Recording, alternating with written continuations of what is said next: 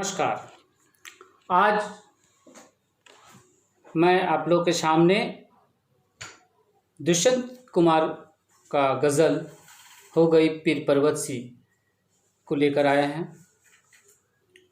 दुष्यंत कुमार जी नई कविता के दौर के एक ऐसे कवि हैं जिन्होंने तार सप्तक के माध्यम से हिंदी कविता के क्षेत्र में प्रवेश करते हैं। उनके गज़ल या उनके कविताओं में आम जनता का आशा निराशा, हर्ष विषाद, तत्कालीन परिस्थिति का आकलन, भ्रष्टाचार, शोषण देखने को मिलता है। उनका संपूर्ण साहित्य या कहे उनके जितने भी गज़ल, उनका गज़ल का जो संग्रह है साये में धूप के माध्यम से बात है।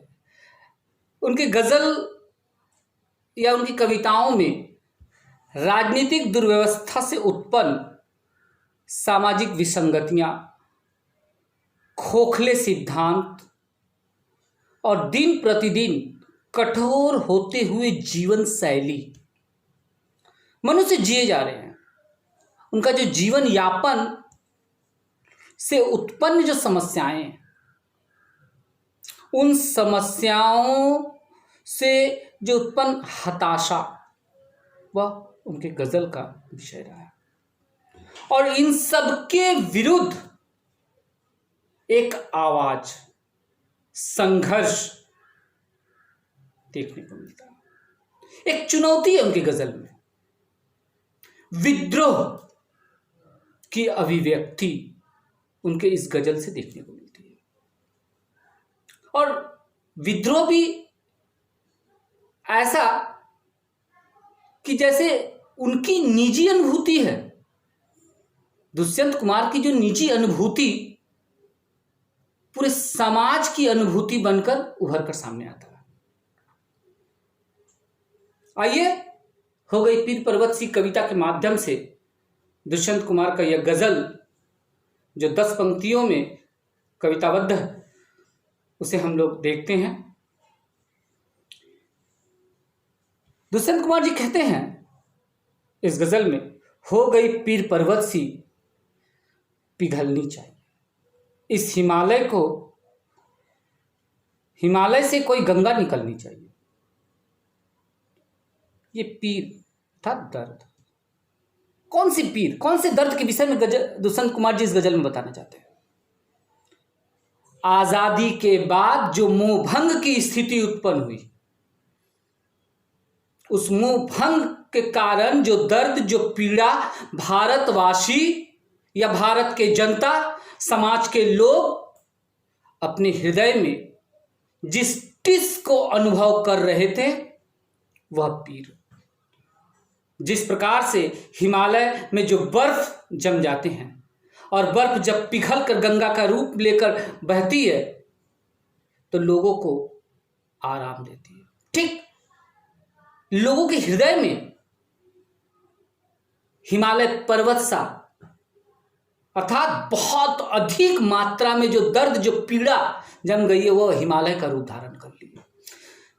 दुष्यंत कुमार जी कहना चाहते हैं कि जो पीड़, जो दर्द, जो टिस लोगों के हृदय में जम चुकी है, अब वह पिघल जाना चाहिए, अब पिघल कर गंगा के रूप में बह जाना चाहिए।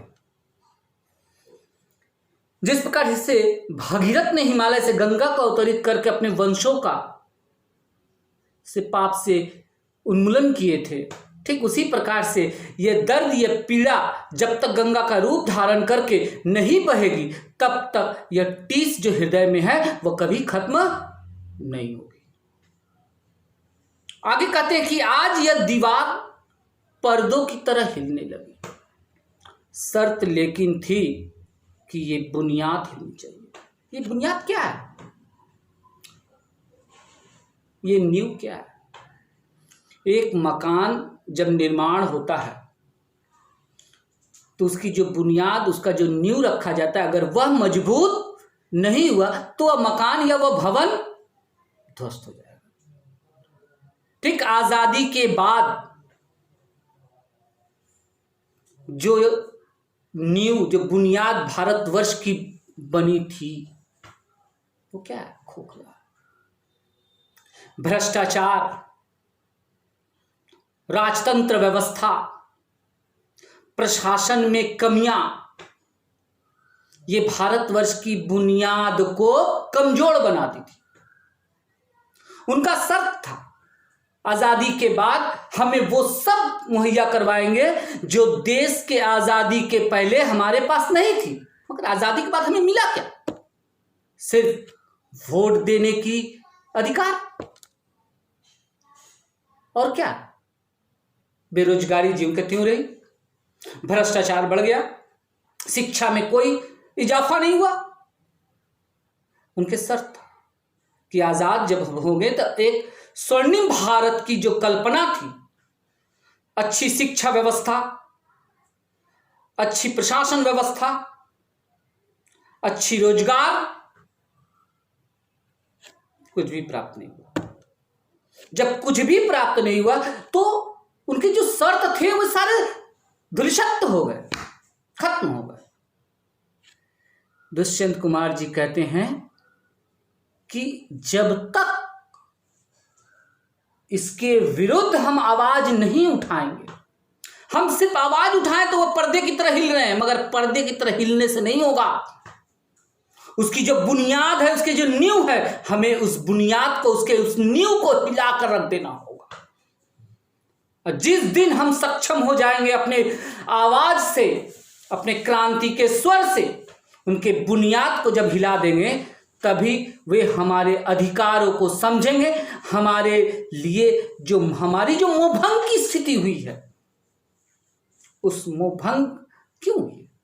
हम जो चाहते थे नहीं मिला हमें। आजादी के बाद जो हमने स्वप्न देखे थे स्वर्णिम भारत के, अच्छे रोजगार के, नहीं मिला।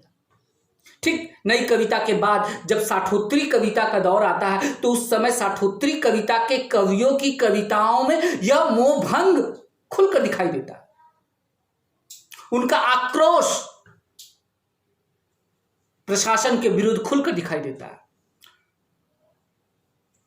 तो ठीक ये नई कविता के जो दौर का कविता दुष्यंत कुमार जी अपने इस गजल में महसूस किए थे कि क्या परिस्थिति आने वाली है आजाद भारत में, जो अभी भी आजाद हुए है भारत, तो क्या स्थिति उत्पन्न होने वाली है, जिसे महसूस करके हो गई पीर पर्वत की कविता में भी दिखाएं कि यह मोहभंग की जो स्थिति उत्पन्न होगी बहुत ही भयावह हो। कहते हैं दुष्यंत कुमार जी, हर सड़क पर, हर गली में, हर नगर, हर गांव में हाथ लहराते हुए हर लाश चलनी चाहिए। ये लाश कौन है? लाश किसे कहा गया? लाश हमें कहा गया, हम भारतीय जनता। लाश में क्या होता है? कोई चेतना नहीं होती, चेतना विहीन है, इसलिए लाश है। तो हम समाज की जो प्राणी है, हमारे अंदर चेतना खत्म हो गई है, हम चेतना विहीन है। इसलिए दुष्यंत कुमार जी हमें लाश कहकर संबोधित करते हैं कि हर गली, हर नगर, हर शहर, हर गांव में हाथ लहराते हुए हर लाश चलनी चाहिए। अर्थात भारतवर्ष के हर एक व्यक्ति, हर एक समुदाय, हर एक गली, हर एक नगर, हर एक शहर, हर एक गांव, हर एक वासी को, हर एक व्यक्ति जिनके अंदर चेतना खत्म हो गई है, जिनकी चेतनाएं मर गई है, जो लाश के समान जीवित है, उसके अंदर चेतना जगानी होगी। और जिस दिन यह चेतना जग गई, ये हाथ लहराते हुए किस चीज का प्रतीक है? ये हाथ लहराते हुए क्रांति का प्रतीक है, श्रमिकों का, मजदूरों का प्रतीक है ये। अर्थात क्रांति का स्वर हाथ में मशाल लिए हर एक गांव, हर एक गली, हर एक नगर, हर एक शहर, क्योंकि क्रांति एक जगह आने से नहीं होगा। संपूर्ण भारत में, संपूर्ण भारत के हर एक गांव में, हर एक गली में, हर एक नगर में, हर एक शहर में क्रांति आना चाहिए। एक जगह क्रांति आने से भारत की सूरत नहीं बदलेगी। अगर यह भारत की सूरत को बदलनी है तो क्रांति का जो स्वर है वह हर एक स्थान पे, हर एक जगह पे। आगे कहते हैं कि सिर्फ हंगामा खड़ा करना मेरा मकसद नहीं, मेरी कोशिश है यह सूरत बदलनी चाहिए। जब इस तरह की कविताएं दुष्यंत कुमार जी लिखते थे तो जो आलोचक गण थे, जो कवि गण थे, वो कहते थे कि अरे दुष्यंत कुमार जी का तो काम ही है हंगामा खड़ा करना। नहीं, दुष्यंत कुमार जी कहते हैं कि उनका मकसद सिर्फ हंगामा खड़ा करना नहीं है, वह भारतवर्ष की सूरत को बदलना देखना चाहते हैं। कौन सी सूरत? आजादी के बाद जो सूरत थी, भ्रष्टाचार, पूंजीवादी व्यवस्था, राजनीतिकरण, प्रशासन और शिक्षा का जो भारतवर्ष था, इस भारतवर्ष की सूरत को बदलकर एक ऐसी भारतवर्ष की कल्पना वे करना चाहते थे जहां शिक्षा हो, जहां रोजगार हो, जहां किसी भी प्रकार का कोई शोषण न हो। दुष्यंत कुमार जी इस सूरत को लाना चाहते थे। कहते हैं, मेरे सीने में नहीं तो तेरे सीने में सही हो कहीं भी आग, लेकिन आग जलनी चाहिए। ये क्या है? क्या करना चाहते हैं दुष्यंत कुमार जी? ये आग एक प्रतीक है संघर्ष का, क्रांति का प्रतीक है। आग इस सीने में नहीं तो उस सीने में, अर्थात संघर्ष की जो आग है, जो क्रांति है, किसी ना किसी के सीने में होनी चाहिए। हम लोग क्या करते हैं? हम लोग आरंभ करना नहीं चाहते। हम लोग सोचते हैं कि मैं क्यों आगे बढ़ूं, कोई और आगे बढ़े तो दे जाते हैं। हम लोग सोचते हैं ना कि मैं आगे नहीं जाऊंगा, चलो कोई और जाएगा तो उसके पीछे जाएगा। हम लोग उम्मीद करते हैं दूसरे से। क्यों? यह नहीं होनी चाहिए। होनी यह चाहिए कि कोई आगे बढ़े या ना बढ़े, आप अपने सीने में वो क्रांति की लहर लेकर भारतवर्ष की सूरत को बदलने के लिए आप आगे बढ़े।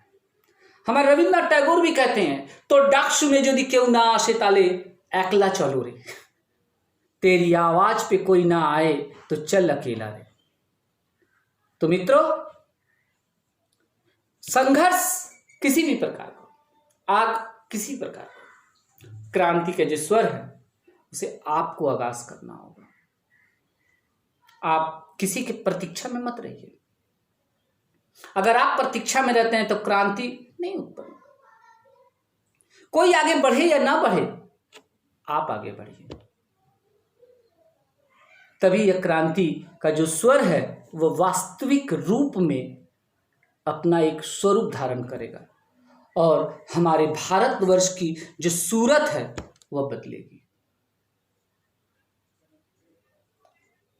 दुष्यंत कुमार जी इस गजल के माध्यम से हमें यह संबोधन कर रहे हैं। इस संबोधन के माध्यम से तरह तरह की बातें कहते हैं जो मैंने इस कविता में हर एक स्थान पर आपसे को यह बताया।